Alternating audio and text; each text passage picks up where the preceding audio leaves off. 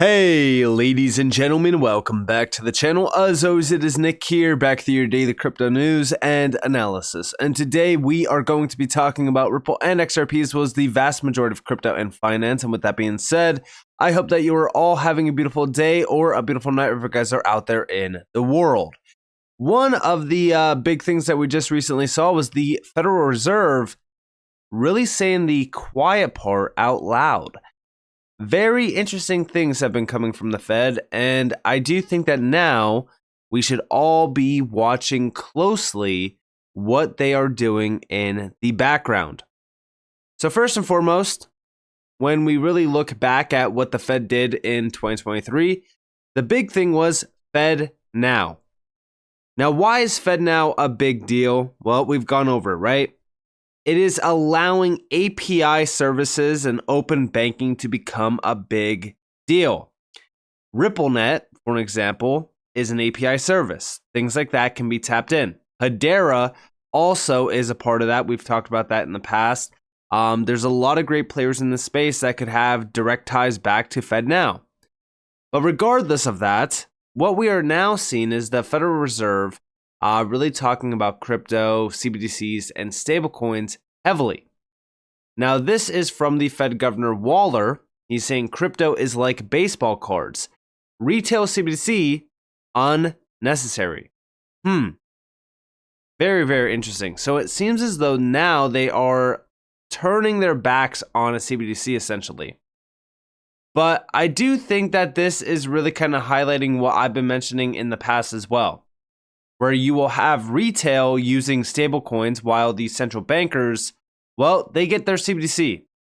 Because it makes sense on having a CBDC for the central banks while having stablecoins for citizens. That's what I have been talking about for a little bit of time now. It also, in my opinion, would work a lot more efficient like that. But it's also the number one reason why I do think that we are starting to see a lot of pivoting happening around CBDC platforms to actually accommodate for stablecoins as well. Ripple was one of the first players around that when it comes to stablecoins and also CBDCs being mixed within the same platform. But there's been a lot of already POCs and tests regarding the Federal Reserve. For an example, they actually do mention that down here, Project Cedar for FX cross-border experiments with Singapore and a trial with the Regulated Liability Network. India also said it was working with the Federal Reserve on cross-border CBDCs. So very, very, very interesting. Now, beyond this, we also got Jerome Powell.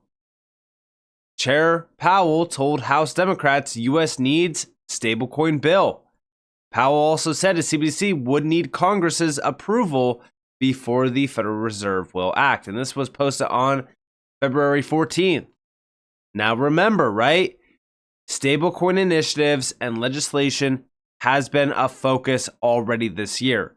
Also, remember, MiCA is a big deal around stablecoin initiatives as well, which is going live by the end of this year in Europe. All of this is forcing the hand in the US. It's also forces a hand around the world when it comes to stablecoin initiatives and even crypto regulations. The number one thing that I've been talking about when it comes to stablecoins is that they are 100% going to be regulated, and probably the first thing that really gets through the doors when it comes to CBDCs or even central banks themselves. Because guess what? Stablecoins back in 2022 settled $7.5 trillion. Guys, that is more than MasterCard settled in 2022. So when we talk about stablecoins, they are on the radar. They are here. They are huge. And the central bankers, the bankers themselves, they all realize this. It's the number one reason why I say to focus on the big companies behind stablecoin initiatives and who they are working with. In fact, Circle, they have a lot of connections back to Ripple. They have a lot of connections back to Stellar. They have a lot of connections back to Hedera. You can clearly see the writing on the wall.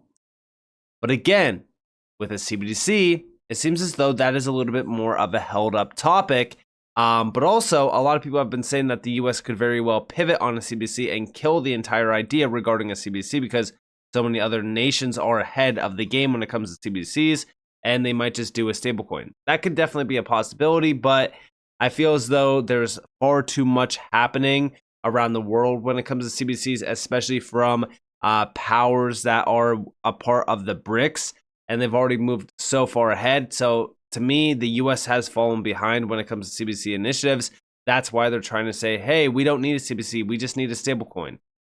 I think that we get both. I really do think that the US will have a CBDC. They will also have a stablecoin. Now, beyond that, US dollar to remain world's reserve currency, Fed Waller says. Now, this got posted on the 15th. And if we scroll down on this, we can actually see that they highlight a lot of the concerns around China, Russia, mainly the BRICS nations, as they have been the ones really kind of targeting the US dollar for a little bit of time. But we have them saying that, but none of those concerns have translated to a notable decline in the dollar's outsized role in the world economy. The problem is that, guess what? These are small cuts, and they will add up over time. In my opinion, yes, the US dollar is at stake, and I do think that as we really look at the US dollar, I do think that it will continue to lose out globally on major trade deals, and it will decline heavily around trade as well. The big thing to focus on is what is going to hold the dollar up when it comes to a world's reserve currency.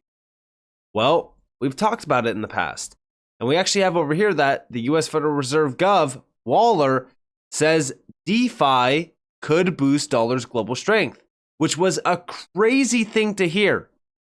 We have people often conjecture that cryptocurrencies like Bitcoin may replace the US dollar as the world's reserve currency. But he noted that most DeFi trading uses stablecoins, and 99% of the market value of those tokens is tied to the value of the dollar. So it is likely that any expansion of trading in the DeFi world will simply strengthen the dominant role of the dollar. Now, what's interesting about this, right, is that we could easily have things tied to a different currency within this space. Nothing's stopping that. So I do think that this argument is a little bit lackluster, but I also do think that it's what we've been mentioning for a while right now around crypto. Specifically, if we go back in time, right? I put out a post regarding this back in July. It was July 8th, and it was because of what the IMF was telling us. I said, the dollar is dead, the US is doomed. It was a quote.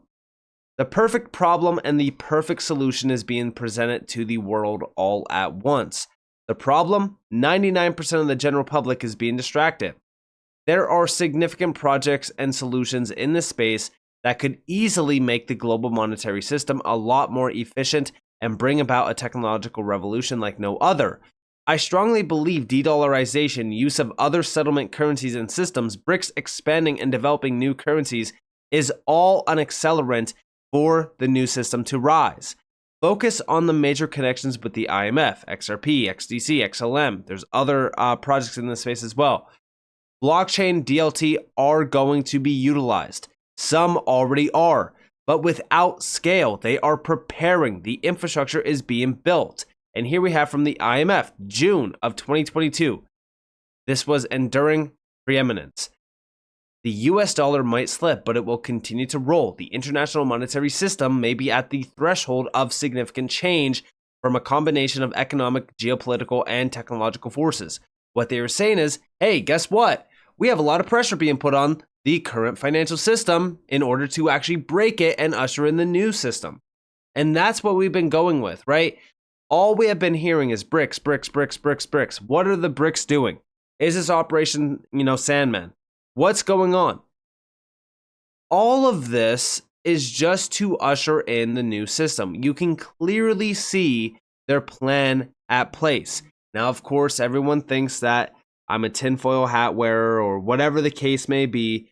But when we really look at what's going on right now, it's very hard to look past all of these events and say, yeah, this is all real. It's all going on.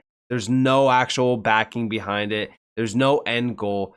When in all actuality, when you look at all of the connections, when you look at all of the events that are taking place. I mean, if you just go back to 2020 alone to now, right, in the last 4 years, you can clearly see what their end goal is. In 2020 with the pandemic, their whole idea was the fact that physical cash usage has dropped significantly. So we need to usher in digital payments, digital assets. Well, obviously, physical cash usage is going to drop. Everyone was at home. Everyone was shopping on Amazon. Everyone was shopping online in general. So yeah, that's a big thing. But guess what? They took advantage of that and said, hey, look it. We need to usher in a digital system. We need to usher in digital currencies because nobody wants to utilize physical cash anymore. Physical cash is dirty. It's filled with germs. It's filled with this, blah, blah, blah, blah, blah. And guess what? Now we have all of these experiments with the BIS, the IMF, the World Bank, all regarding digital currency. But then we go into 2022. Sanctions against Russia. All of a sudden, we have a currency war breaking out. All right, the BRICS are moving against the US. And now everyone thinks that the dollar is doomed. The petrodollar deal is in question. And we've talked about this, right? Because we need to look at it on both sides. If all of this is truly happening and it's not a major accelerant, then yes, there's a lot of concern here. I do think that the US needs to step up. I think that they need to tap into this technology regardless. On the other hand, all of this could very well be an accelerant to usher in the use of this technology. Either way, the spotlight should be put on these technologies because we are at the forefront of this technological revolution. But when you look at these documents, right, like in the end, all of this may enhance dollar dominance rather than erode it because of the advancement of new technologies that will both help and hinder emerging market economies with collateral effects that, coupled with other developments, could very well enhance the dollar. Then also you have over here, although digital technologies enable new forms of money that could challenge fiat currencies and set off a new era of domestic and international currency competition, it is equally likely that these new forces will create more centralization, with some currencies creating even more power and influence. In other words, many of these changes might reinforce rather than weaken the dollar's dominance. And you know what's funny about all of this, right? Is that remember the words of Brad Garlinghouse, right? What did he say? He said that we're not here to replace the banks. We're here to help the banks become a lot more efficient. That's the true focus of this technology. That's why, at the end of the day, when you look at what's really going on here and you're not blinded by this idea that crypto's going to replace currency and crypto's going to be the new currency and, the central bankers are dead, they're done. If you get past all of that noise and you actually look at what's going on here, these central bankers, these big players, they want to tap in and utilize this technology. And now the Federal Reserve is literally telling you the same exact thing. But we already knew this back in 2023, back in 2022, back even in 2021 and prior. And now we are hearing the loud part out loud. And even listen to Waller when he's saying this. Big shout out to XRP Drops for this. We have trading in the DeFi world will simply strengthen the dominant role of the markets. I do not expect to see the US dollar lose its status as the world's reserve currency anytime soon. Now, of course, you can't take the Federal Reserve's words 100% seriously because remember, the Fed has lied on multiple occasions. They continue to lie to our faces every single time that they put out a CPI report. But regardless, yes, I actually do believe the fact that when it comes to DeFi, when it comes to this technology, it could actually help the dollar tremendously. And I've talked about that in the past, but listen closely. This landscape, for example, the rapid growth of digital currencies could reduce reliance on the US dollar. People often conjecture that cryptocurrencies like Bitcoin may replace the US dollar as the world's reserve currency. But most trading in decentralized finance, or DeFi, involves trades using stablecoins, which link their value one for one to the US dollar. About 99% of stablecoin market capitalization is linked to the US dollar, meaning that crypto assets are de facto traded using US dollars. So it's likely that any expansion of trading in the DeFi world will simply strengthen the dominant role of the dollar in those markets. I do not expect to see the US dollar lose its status as the world's reserve currency anytime soon, nor even see a significant decline in its primacy in trade and finance. Recent developments that some have warned could threaten to have status, if anything, straightened, at least so far. And there you have it. So, it's kind of crazy to hear the Federal Reserve literally telling us basically what we want to hear. But we all knew that this was going to be the case regardless. The FedNow service was probably the biggest hint at the fact that the Federal Reserve will utilize this technology. Whether it be XRP or not, it does not matter, right? They are going to open the floodgates to tap in to this technology and utilize it. And I think that one of the biggest well-known secrets around Ripple and XRP to the typical individual is some of the connections to the API platforms. Like Volante, for an example, major player, specifically focused on payments, ISO 20022, things like that, as a direct connection to the FedNow service. In fact, the Federal Reserve actually chose Volante as a technology provider. Now, mind you, the future is APIs. I've talked about APIs on this channel for a very long time. Plug and play technology is what banks want. They don't want to rip and replace. They want to easily tap in to blockchain-based solutions. And that's what Ripple is actually providing as well through APIs.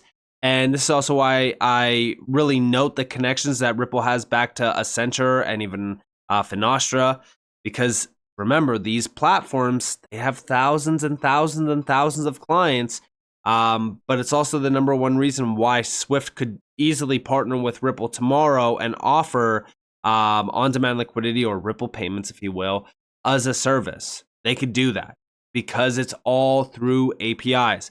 APIs are the big secret. That's what a lot of these initiatives, like even the FedNow service, that's what they're doing. They're tapping into APIs. But now we actually have the Federal Reserve saying the quiet part out loud. But let me know what you guys think about this down in the comments below. I'd love to hear your thoughts on this. If you guys did enjoy the video, definitely leave a like, subscribe, turn notifications on because of more free content. You guys are more than welcome to follow me on Twitter and join the video Discord in the description below. And with that being said, guys, it's been Nick. Thanks for watching. Peace out.